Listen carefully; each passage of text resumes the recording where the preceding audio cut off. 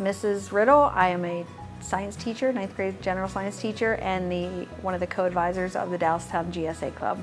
Dallastown GSA came out of a letter that a student wrote. Tiffany Savercool wrote a letter to the Beacon in 2008 wanting to start a GSA, but not having any luck finding a teacher advisor.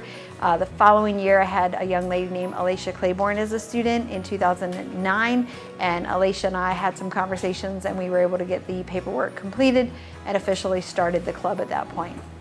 We started initially in the library. We would meet in the library after school, sometimes with only a couple of people. Sometimes we had bigger meetings. We were primarily a social group at that point, just a place for people to get together and be around people that were open and accepting. In the last 8 or 9 years, it's evolved to, we actually meet during flex periods now and after school. Our flex period meetings have roughly 40 to 45 people, and after school we're still meeting twice a month with about 20 people. Over the years, our group has grown into more advocacy issues, really advocating for themselves, their rights, and this year we kind of put a new format in, and once a month we've been bringing in speakers from a variety of places to provide resources for the students involved in GSA. We've brought in PA Youth Congress, PFLAG, which is Parents and Friends of Lesbian and Gays. We brought in someone from Trans Central PA.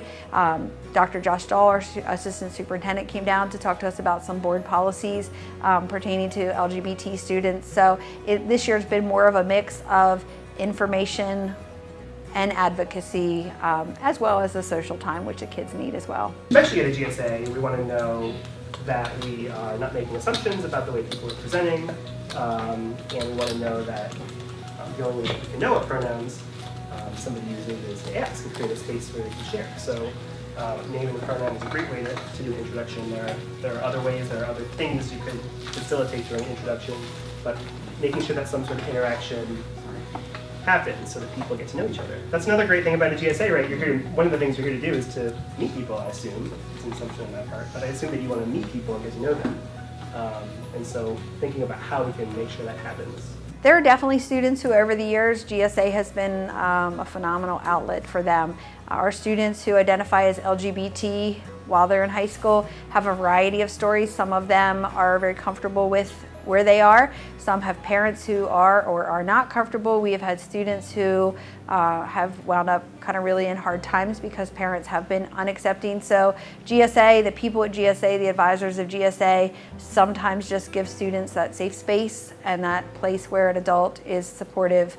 And we've actually worked with some parents trying to educate them in their uncertainty of what's happening at home. There are a lot of studies about why GSAs are important. I've really kind of developed a love for the research and the background of GSA clubs and LGBT student networking. And statistically, it is proven that schools that have GSAs and are open and affirming to LGBT students, those students have better retention rates, less dropout, higher GPAs, less depression, and it just overall makes their high school experience better.